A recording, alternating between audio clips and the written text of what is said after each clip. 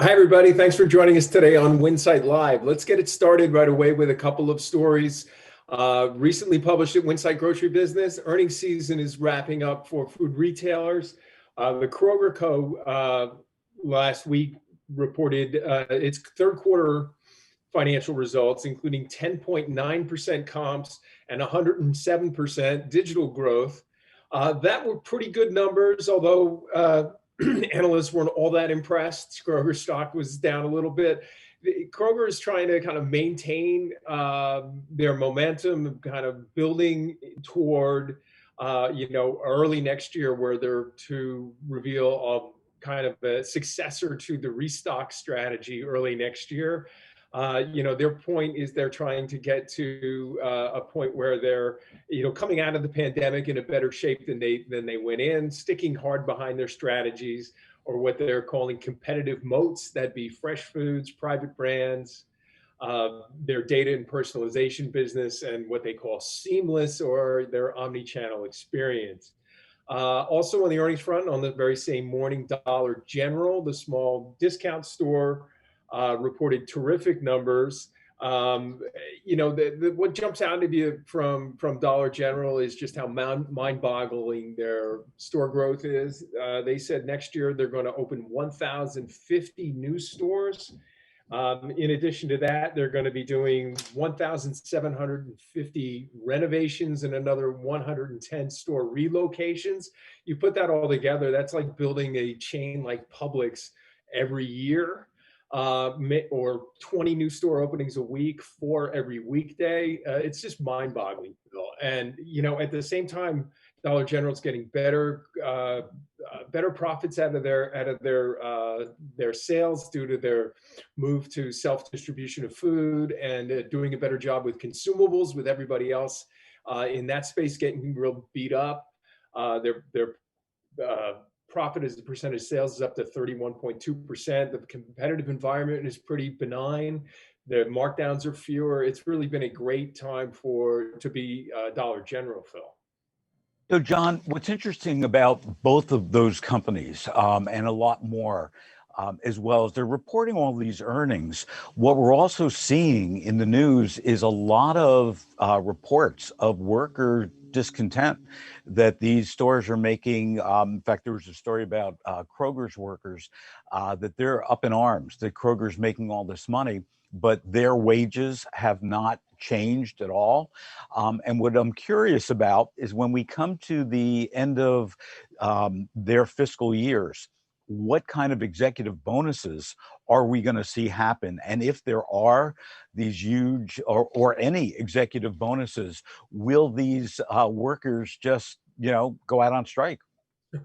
It's hard to say. And Kroger and Dollar General are two different companies. I mean, Kroger's, largely their employees largely covered by collective bargaining agreements, so they've agreed to work for what they're getting paid for. And as Kroger would point out, their cost structure versus the non-union guys like the Dollar Generals and the Walmarts is way out of whack. Kroger's average salary, I think they said, was a little more than $20 an hour when you include benefits and everything else.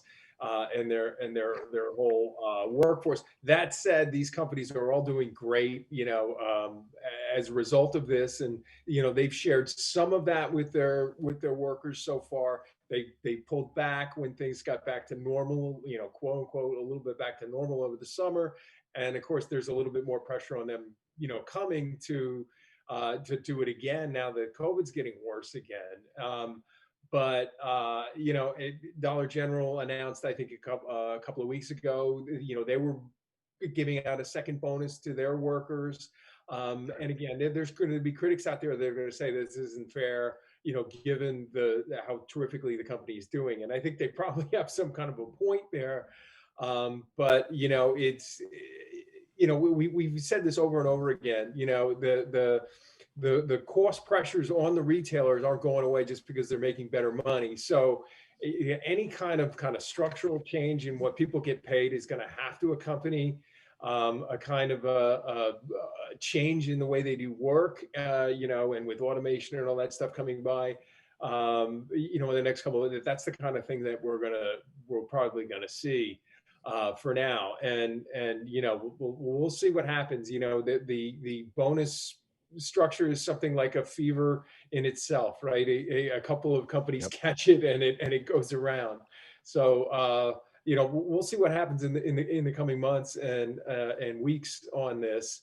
And just keep in mind that the costs are everywhere for these grocers, and their ambitions kind of going into COVID, or excluding COVID, if you would, are all about getting more efficient, and because that's the way the world is moving for them. And I'm also watching very carefully, as of Sunday midnight here in Southern California, or here in all of California, the governor has shut supermarkets down to 20% capacity, from 50% to 20%. So it'll be interesting to see how the supermarkets are handling that, how they're counting numbers.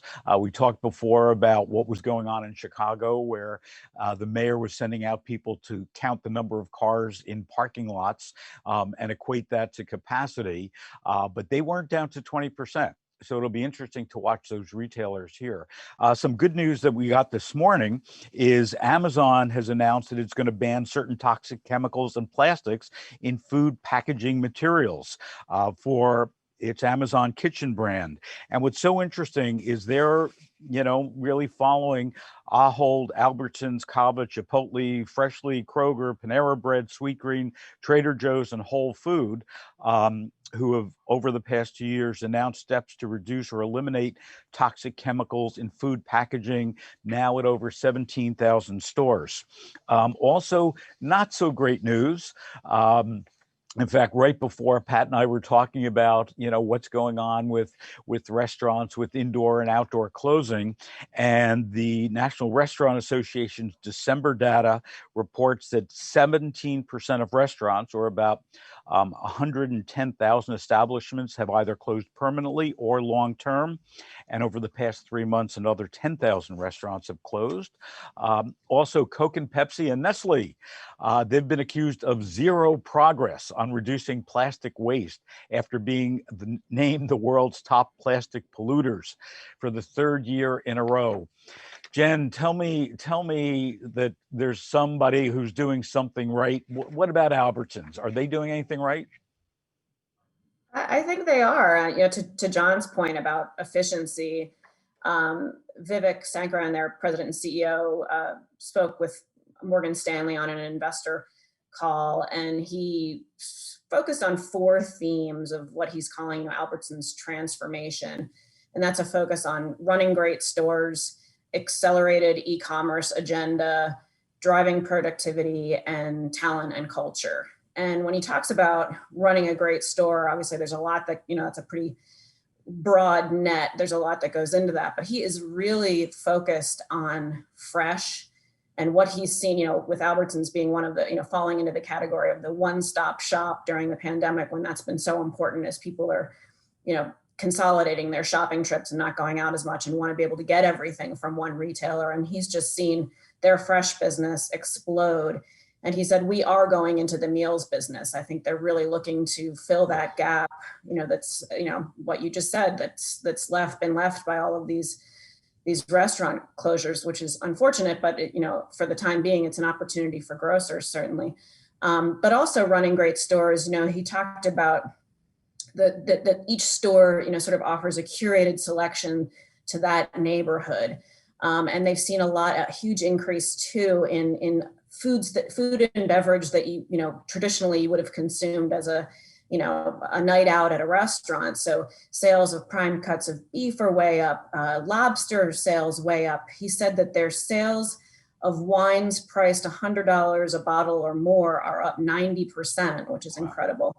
And then he also talked about, this accelerated e-commerce agenda, which is huge for Albertsons, as it is for everyone right now. And, he said we were just nowhere near prepared for the beginning of the pandemic, but they've accomplished in months what it would have taken them years to accomplish pre-pandemic. And so, for example, they have in Q2 2020, they had 950 drive up and go stores. That's going to be expanded to 1,400 locations by the end of fiscal year, and he expects 1,800 very shortly thereafter. And then in terms of driving productivity, he talked a lot about expanding their they only have a couple of micro fulfillment centers right now, expanding that, just really being this very streamlined, efficient business. And then, of course, talent and culture, which is labor's an issue for everyone.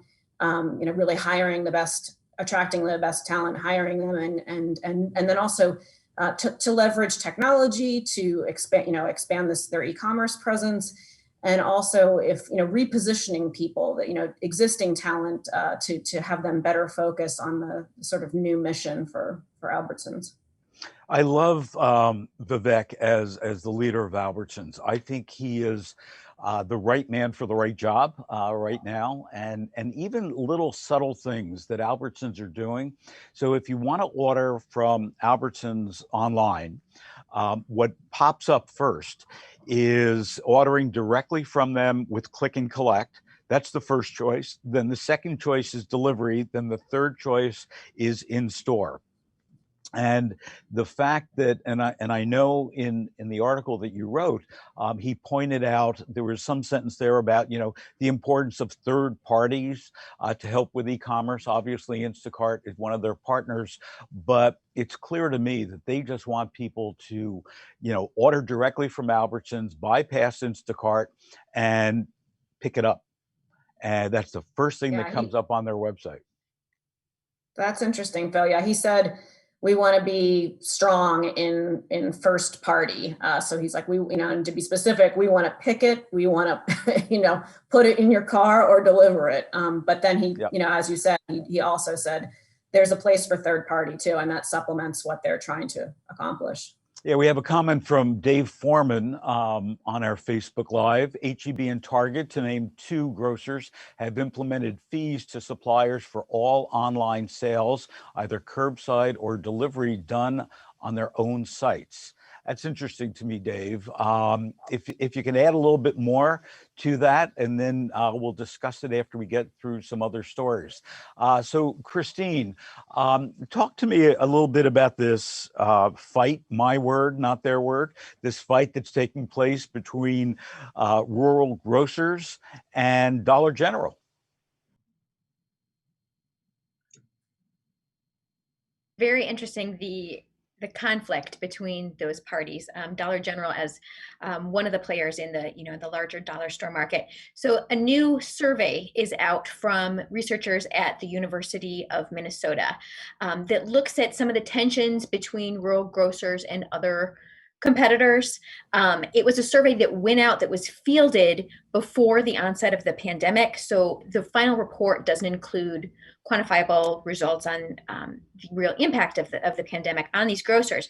But talking with grocers across the state of Minnesota about kind of taking the temperature and their outlook for the future, and competition from dollar stores was the number 2 most cited challenge facing these small grocers, behind operational costs. And about 80% said that a dollar store had moved into their community within the past 5 years. The impacts are wide-ranging and lasting, according to these grocers. One grocer reported that the week that a dollar store opened in the community, sales were down $2,000, and they've remained depressed since then. Others have said, they're taking competition, not just for sales for shoppers, but for talent as well. It was really interesting to dive into these results. Grocers identified strongly as members of their community. You think about 80% said they live in the community that their store is in. And, they reported high levels of feeling of a responsibility to their community, trusted resources for their community, for shoppers, and as a local employer, place where people can get their start, in industry. But about half were concerned that their store could close within 5 years. And about the same share also reported that while their business is family owned, they're not planning to pass it on to the next generation. Hmm. It's really interesting. Again, John's story was so fascinating from last week about results from Dollar General. That idea of 20 stores a week next year is, is phenomenal. And again, looking at competition for labor as well.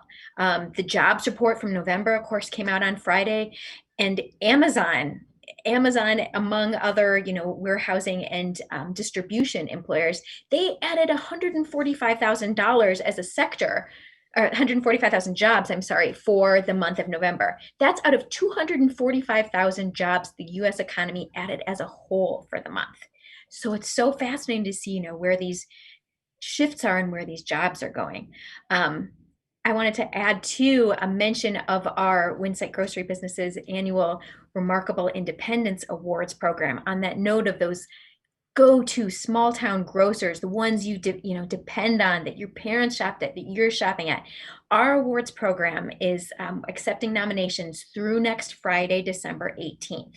And we invite everyone to go online to winsightgrocerybusiness.com/remarkable-independence and nominate your favorite, go-to grocers today. In any year, of any year, now is the time to give them recognition. So, Christine, I want to go back to Dollar General and for our entire panel to comment on this.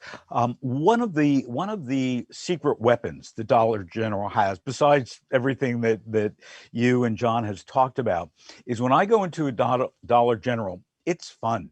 It's an adventure. I can find things because they're constantly rotating their stock and so on. Do you guys feel the same way? Dollar General is a nice store, and it might kind of cast a shadow, I think, from the old days as a little bit of a Right. dingy and dirty and dangerous place. But they've done a terrific job cleaning up the image of that place, and of course the new stores that are coming in with their You're latest. beautiful. And they continually update them, so more food, more this, more that. Getting back to what Christine was saying about share, I just wanted to point out, Dollar General's CEO Todd Vasos was asked about that during last week's event. They are not saying who they're taking share from, although he acknowledged that the largest share donor to Dollar General are drugstores.